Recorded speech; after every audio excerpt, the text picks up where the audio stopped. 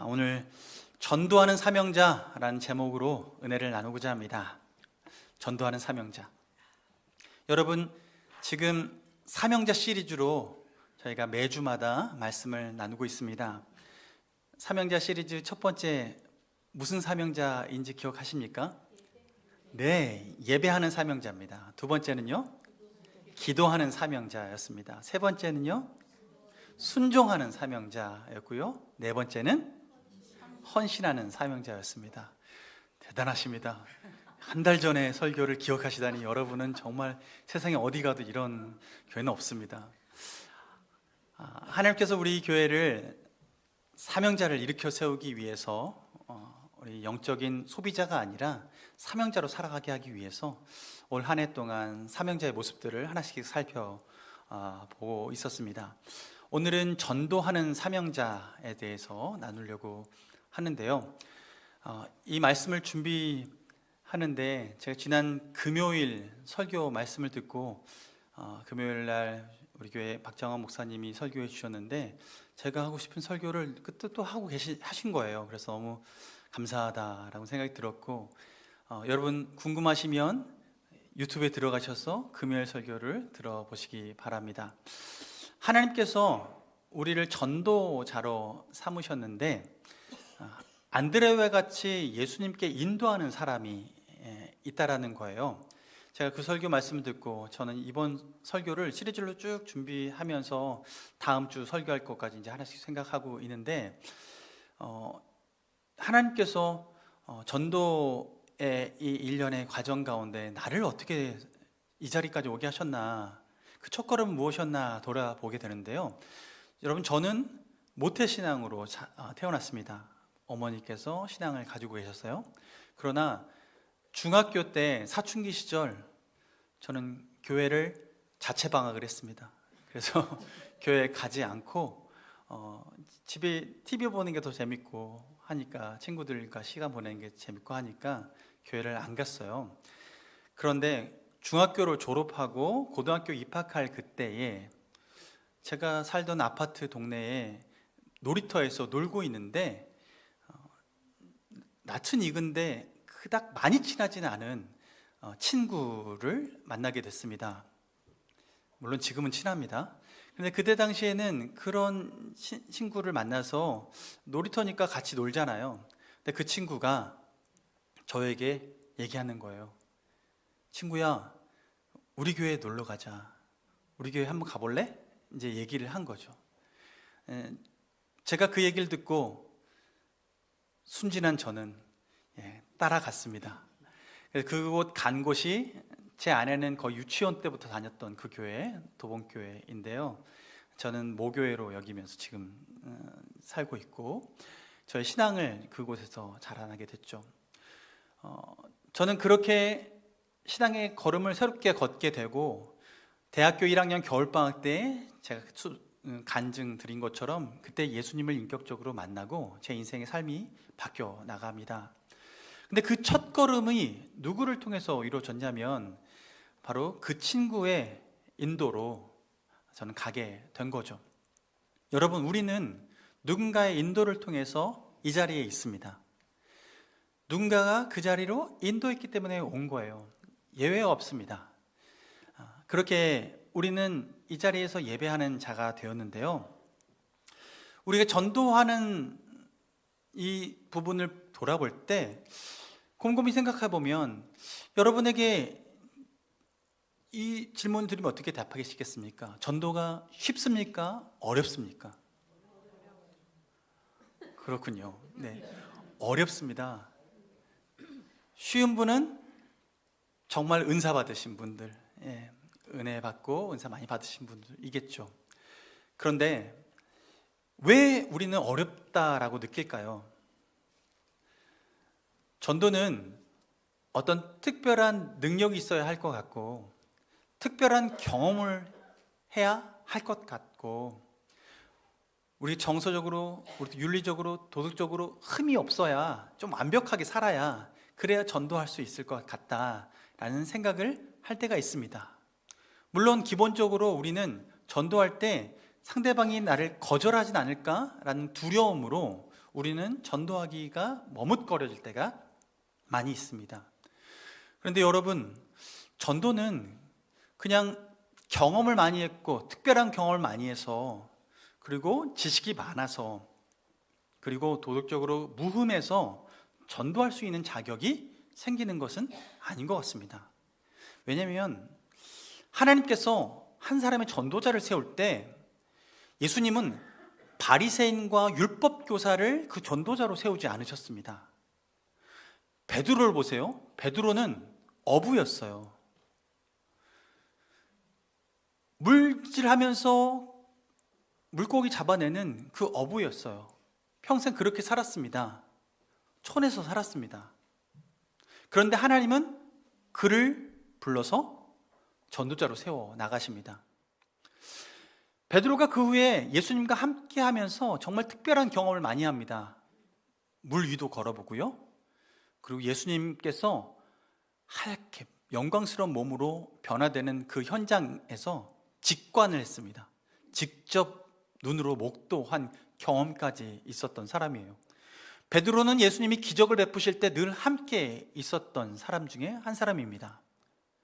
그런데 예수님은 베드로를 그런 경험을 했기 때문에 전도자로, 제자로 불러 사용하지 않으셨어요. 왜냐하면 베드로가 실패한 경험, 그 경험이 베드로에게는 더 이상 전도자로 나아갈 수 없는 그런 침체의 마음을 겪게 됐는데, 하나님은 그 능력으로 쓰지 않으셨어요. 하나님은 베드로를 전도자로 사용하실 때 다른 부분을 준비시키십니다. 어떤 부분을 준비시키실까요? 도덕적으로도 예수님을 부인했던 그 흠이 있었던 그 베드로. 그런데 예수님은 그가 그런 낭망하고 흠이 있고 또 지식으로는 부족해 보이고 특별한 경험을 했으나 하나님 그것을 사용하시려고 하지 않으시고, 베드로가 예수님을 부인하고 자기 마을로 돌아가서 옛날 하던 일, 그물질을 하면서 있을 때에 예수님은 찾아가십니다. 그리고 그에게 새로운 마음을 회복시키십니다. 다른 마음이 아니라 주님을 사랑하는 마음을 회복시키십니다. 예수님께서 물으시죠. 네가 나를 사랑하느냐? 네가 나를 사랑하느냐? 네가 나를 사랑하느냐? 이 사랑의 마음을 다시 확인시키고 회복시키십니다. 그 후에 어떤 일을 하시죠? 내 양을 먹이라, 내 양을 치라.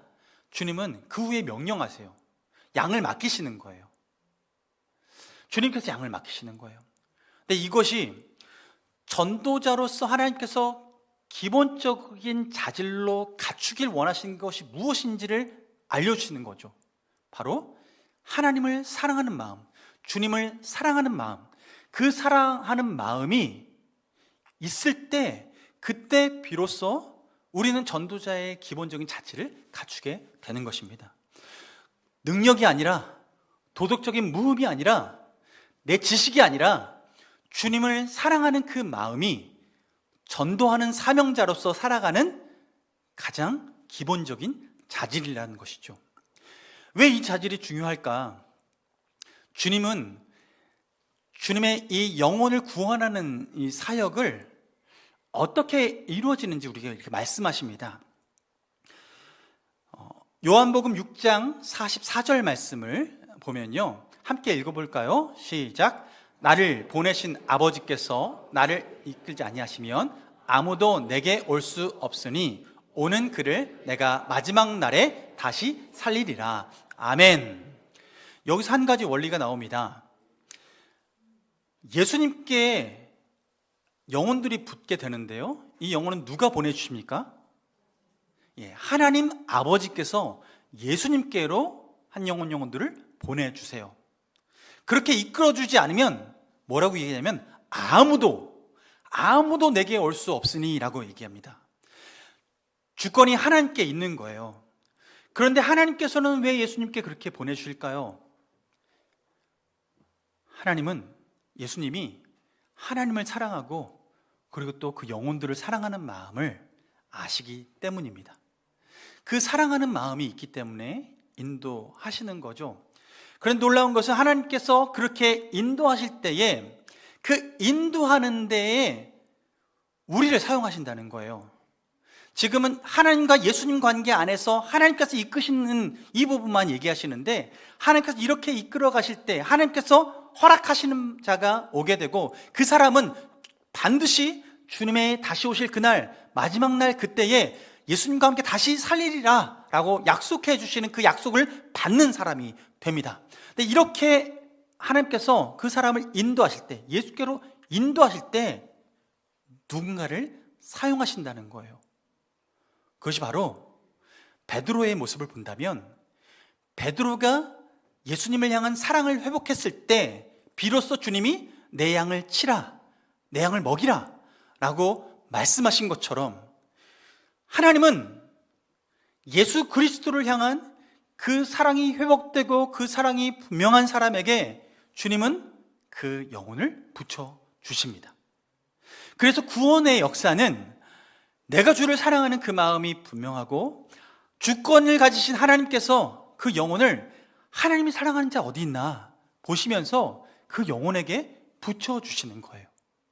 그때 비로소 한 영혼의 구원의 역사가 일어나기 시작한다라는 것이죠. 하나님께서 이 구원의 역사를 이루어가는 이 원리가 이렇다면 정말 우리는 준비되어져 있어야 합니다.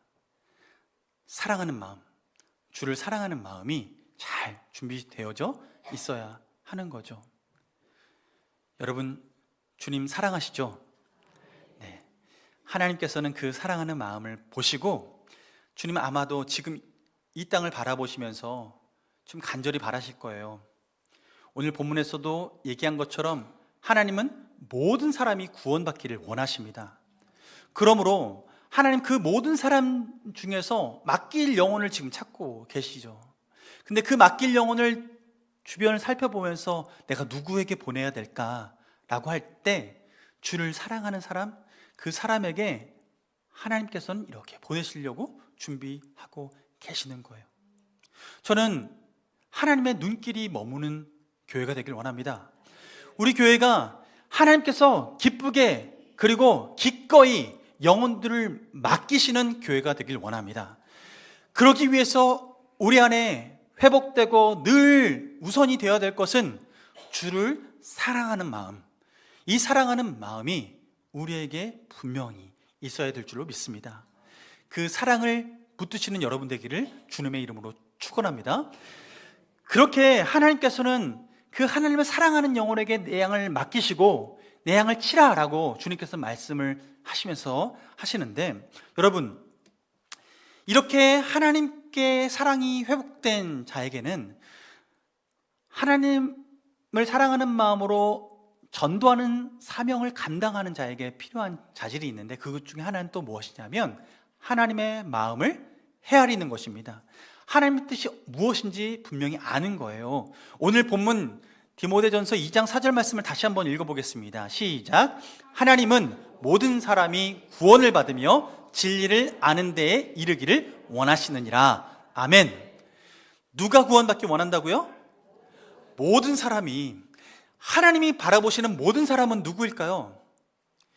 이 땅에 인류를 창조하시고 시대적으로 그 창조의 때와 또한 주님이 다시 오셔서 그 창조의 마감을 할 때, 그 마지막 심판의 때까지 이 땅 가운데 태어나는 모든 인류, 지구상에 있는 모든 인류가 주님 앞에 돌아와 생명을 얻고 풍성이 얻는 역사가 있기를 주님은 간절히 바라신다는 거예요. 그러나 문제는 하나님께서 우리에게 자유의지를 주셔서 우리가 주님 앞에 살아가는데, 어떤 사람은 여전히 그 자유의지를 가지고 하나님을 무시하고 나만을 위해 살아가는 사람들이 있다라는 거죠. 그들에게 필요한 분이 바로 예수 그리스도이시고 참된 주인, 내가 주인 되지 않고 참된 주인이신 하나님이 주인 된 삶을 살아갈 때 온전한 생명을 얻고 회복되어지게 되는 거죠.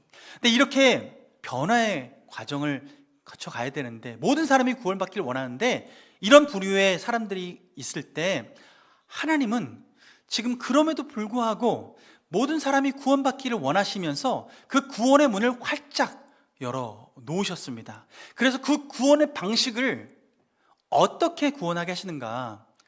물론 정답은 있죠. 예수 그리스도, 그분이 구원이시고 진리이시고 생명이시잖아요.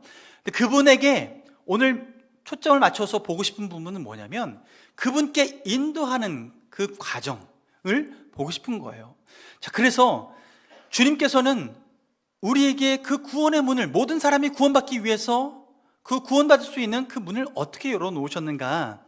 로마서 10장 13절 말씀을 보겠습니다.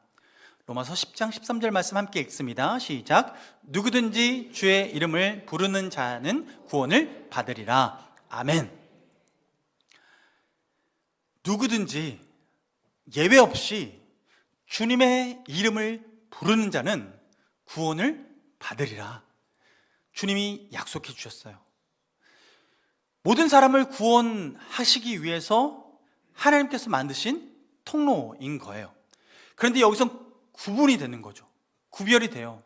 이 중에서 이제는 구원받을 사람과 구원받지 못할 사람이 갈라지기 시작하는데, 하나님께서 이 방법으로 모든 사람이 사용할 수 있게 하셨는데, 여기서 갈라지는 것은 무엇이냐면 믿음으로 주님의 이름을 부르는 자와 믿음이 없이 주님의 이름을 부르지 않는 자가 나눠지게 되는 거죠.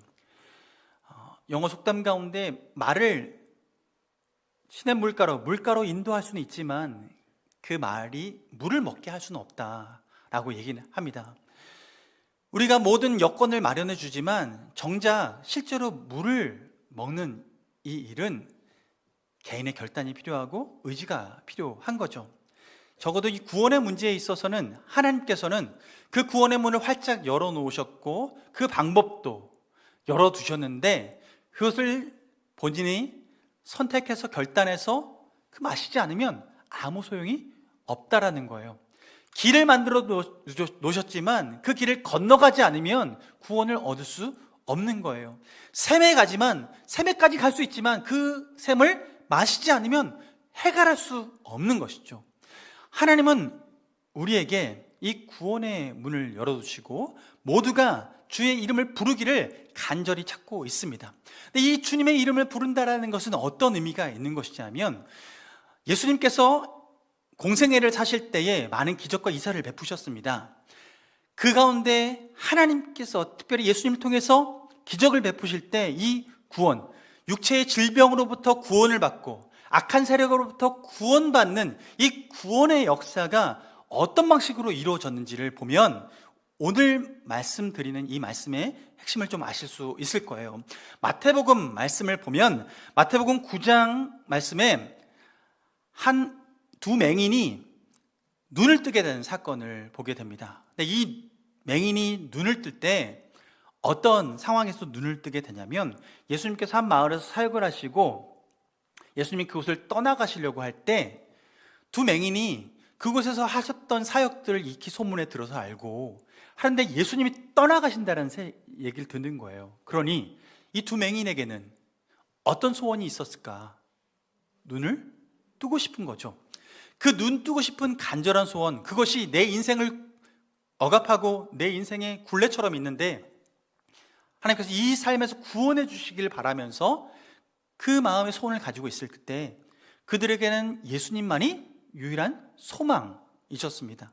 그러니 두 맹인이 예수님이 떠나간다고 얘기했을 때 예수님을 따라가면서 어떻게 해요? 뒤에 소리질러 이르되 다윗의 자손이여 우리를 불쌍히 여기소서라고 얘기해요.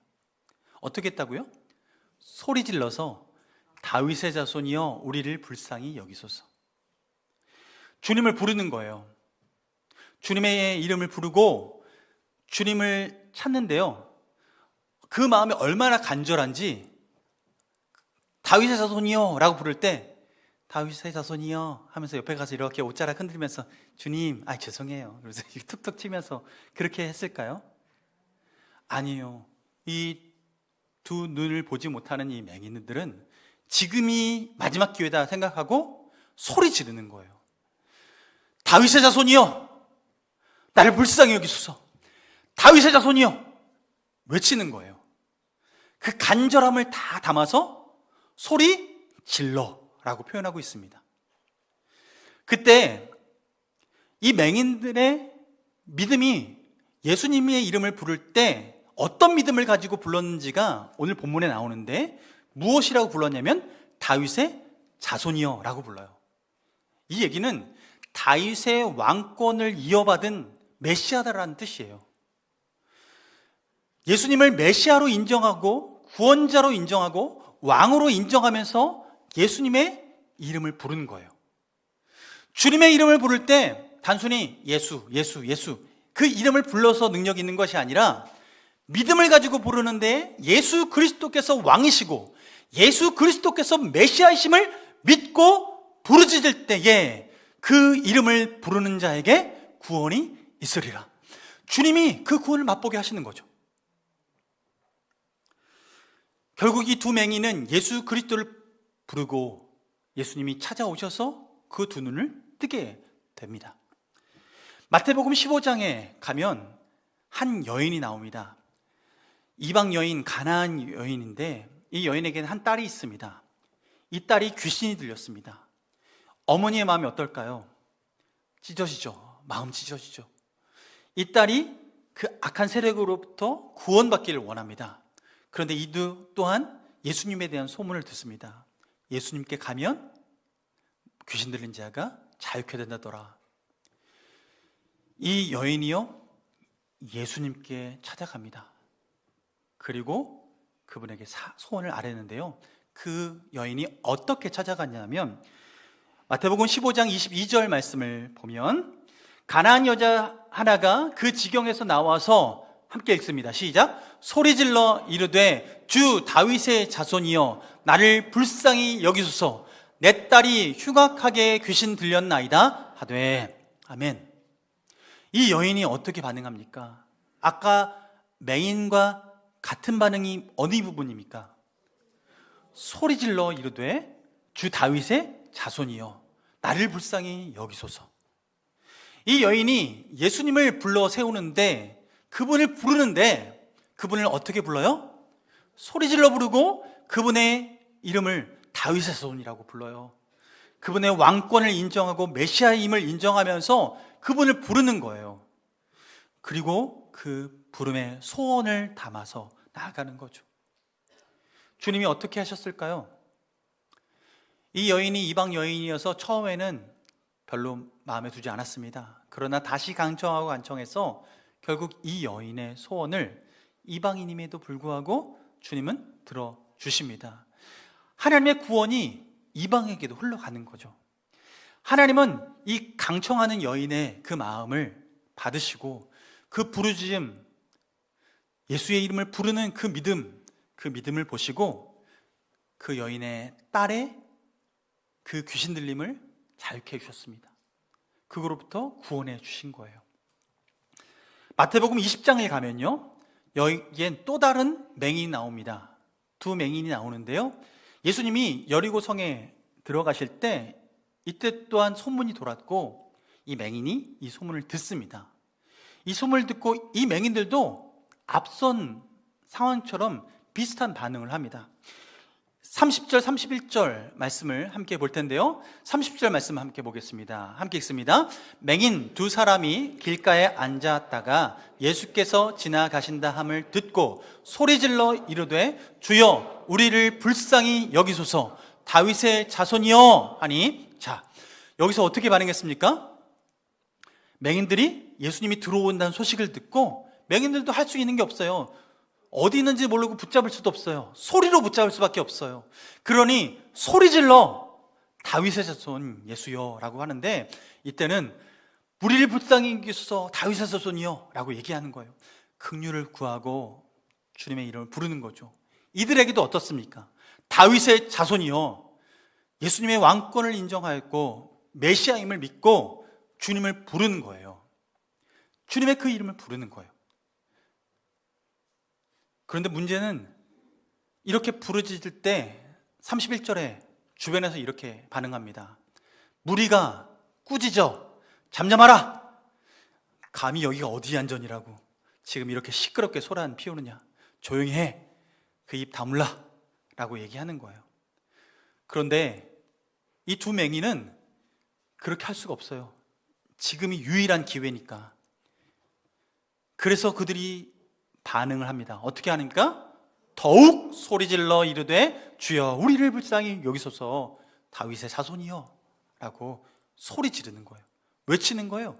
더 소리 지르는 거예요. 더 주님을 찾는 거예요. 더 간절하게 지금의 이 기회를 놓치면 나에겐 기회가 없다. 주님의 이름을 부르지 않고는 주님을 멈춰 세울 수 없고 주님의 시선을 내가 받을 수 없다. 주님의 긍휼을 누릴 수 없다. 그 믿음으로 부르는 거죠.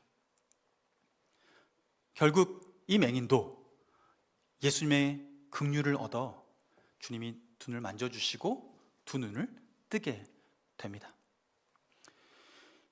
마태복음에 나와 있는 이 세 가지 사건의 일련의 상황을 보면 주님께서 구원의 문을 열어주시고 그 구원을 허락하실 때에 어떤 과정을 통해서 그 구원이 이루어졌는가? 그들은 예수 그리스도에 대한 소문을 들었고 주님을 불러 주님의 긍휼을 얻어 구원을 얻게 됩니다. 구원의 능력은 누구에게 있습니까? 예수 그리스도께 있습니다. 주님만이 구원하실 수 있는 능력이 있으십니다. 그래서 하나님께서는 이 구원의 놀라운 역사를 예수님을 통해서 이루어지지만 그러나 이 구원의 과정 가운데에 주님의 이름을 부를 수 있도록 돕는 사람이 필요하다는 거죠. 로마서 10장 14절 말씀을 보면 이런 말씀을 합니다. 그런즉 그들이 믿지 않은 이를 어찌 부르리요? 듣지도 못한 이를 어찌 믿으리요? 전파하는 자가 없으면 어찌 들으리요? 들어야 부르짖을 수 있는데 누가 전해주지 않으면 믿지 않으면 어떻게 부를 수 있겠는가? 라고 이야기하고 있는 거예요. 여러분, 그렇다면 무엇이 필요합니까? 전도하는 사명자의 능력은, 자질은 이렇게 누군가가 부르짖을 수 있도록 전파하는 것이고 들려주는 것이죠. 전해주는 것이에요. 여러분, 우리에게는 모든 인류를 구원할 능력은 없습니다. 그러나 모든 인류를 구원할 능력이 있는 예수 그리스도를 소개할 수는 있습니다. 우리가 그분께 인도하고 그분을 통해서 경험하게 되는 그 구원을 맛보아 경험하게 도울 수 있다는 것이죠. 주님은 우리에게 그래서 얘기하세요. 디모데후서 4장 2절 말씀에 너는 말씀을 전파하라. 때를 얻든지 못 얻든지 항상 힘쓰라. 범사의 오래 참음과 가르침과 정책하며 경계하며 권하라. 주님께서는 우리에게 때를 얻든지 못 얻든지 전파하라 말씀하시는 거예요. 이것이 우리의 사명이라는 거죠. 여러분, 우리는 한 사람을 구원해낼 능력은 없습니다. 그러나 그 구원의 능력을 가지신 예수님을 소개해 줄 수는 있습니다. 그 한 사람이 주님의 이름을 올바로 부를 수 있도록 주님을 잘 소개해 줄 수 있습니다. 우리는 주변에서 친구들이 여기 이 동네 맛집은 어디야? 라고 물으면 핸드폰 꺼내서 저장해 놓은데 일찍 또 금방 알아서 여기 가봐. 중식은 여기가 맛있어. 한식은 여기가 맛있어. 회는 여기가 맛있어. 우리는 맛집은 그렇게 잘 알고 꿰고 잘 소개해 주면서 우리의 영혼의 맛집 대신 예수 그리스도는 언제 가르쳐 드리고 싶은 마음 뒤로 하고 자꾸만 숨으려고 하는 경우가 있습니다. 여러분, 하나님께서는 오늘 우리에게 전도하는 사명을 부여해 주셨습니다. 우리가 이 사명을 받은 자로서 살아가려고 할 때 하나님은 오늘 주를 사랑하는 마음이 있는지 확인하라 말씀하십니다. 주님을 사랑하는 마음이 있다면 주님의 마음을 헤아릴 수 있어야겠죠. 주님의 마음을 헤아린 사람은 모든 사람이 구원받기를 원하시는 하나님의 마음을 깨달아 아는 사람입니다. 그 하나님의 마음을 아는 사람은 다른 게 아니죠. 주의 이름을 부를 수 있도록 알려주는 거고, 그를 전파하는 것, 그리고 그 이름을 소개해 주는 것, 이것이 전도하는 사명자가 갖추어야 될 자질인 것입니다. 오늘 하나님께서는 오늘 우리에게 특별히 앞으로 사순절 기간 동안에 VIP를 품고 기도하며 나아갈 텐데요, 우리가 기도할 한 사람 한 사람을 품어 나갈 때 우리에게 이런 소원을 가지고 기도해야겠습니다. 주님, 내가 먼저 주를 사랑하는 그 깊이가 더 깊어지길 원합니다. 주님의 마음을 더 깊이 헤아리길 원합니다.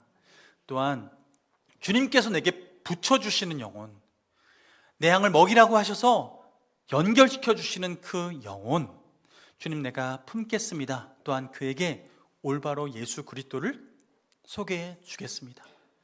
우리가 이런 마음의 결단으로 나갈 땐 주님께서 우리에게 기꺼이 한 영혼을 맡겨주실 줄로 믿습니다. 여러분, 사순절 기간 동안에 기도하길 원합니다. 한 영혼을 품고 축복하는 기도로 나아가길 원합니다. 주님께서 그 기도를 들으시고 예수 이름을 부르는 자를 이렇게 세우실 것입니다. 여러분, 그 은혜가 우리 교회를 통해서 넘쳐나기를 주님의 이름으로 축원합니다.